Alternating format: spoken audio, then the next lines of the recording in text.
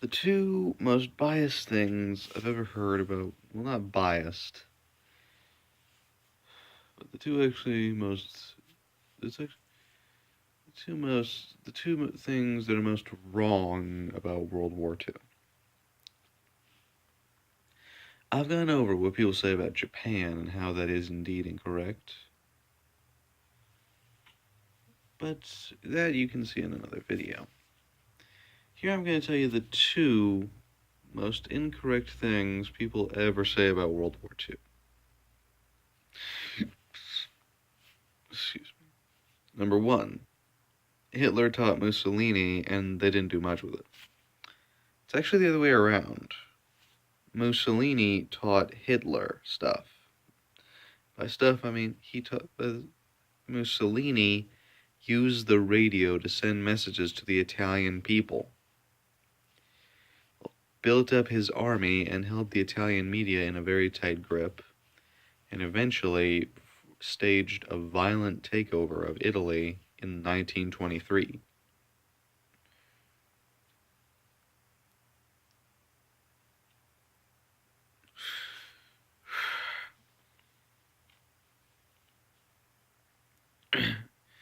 Hitler was watching Mussolini's every move. And he said, I like that idea. So he does the same thing, including the attempted violent takeover. But unlike in Italy, the police were prepared for this. And so Hitler spends 9 months in jail, where he makes up his little manifesto, Mein Kampf, which is German for my fight. And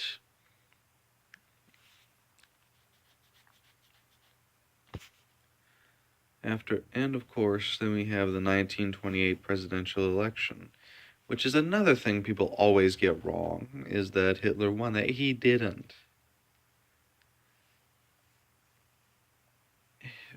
Hitler was appointed chancellor, not elected. He lost to Hindenburg, Paul von Hindenburg, who was under pressure from the German government as there were problems he didn't know how to solve that Hitler did.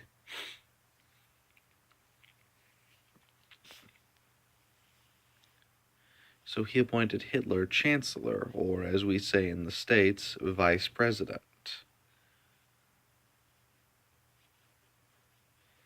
And then, in 1933, Hindenburg died. That's how Hitler got power. So there are two things, but they kind of go hand in hand with one and the other.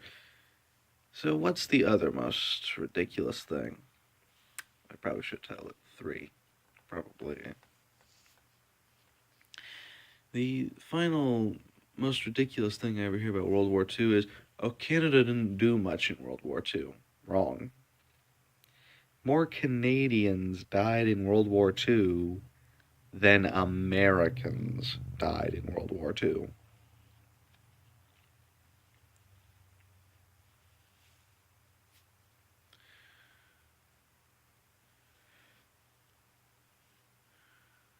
Yeah, that actually surprised a lot of people. More Canadians died than Americans died in World War II.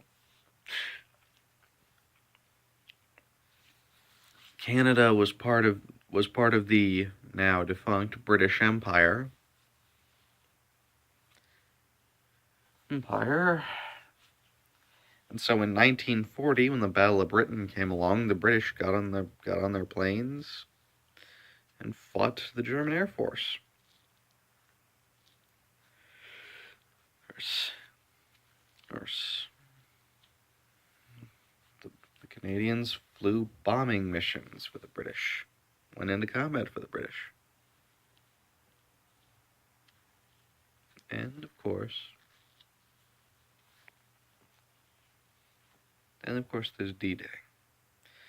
But we'll get to that next time. So if you're gonna say Canada didn't do much in the war, just know here and now that you're quite incorrect.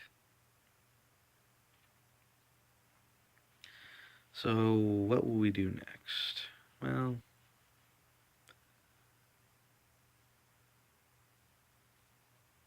Oh, well, you'll know pretty soon. See you next time.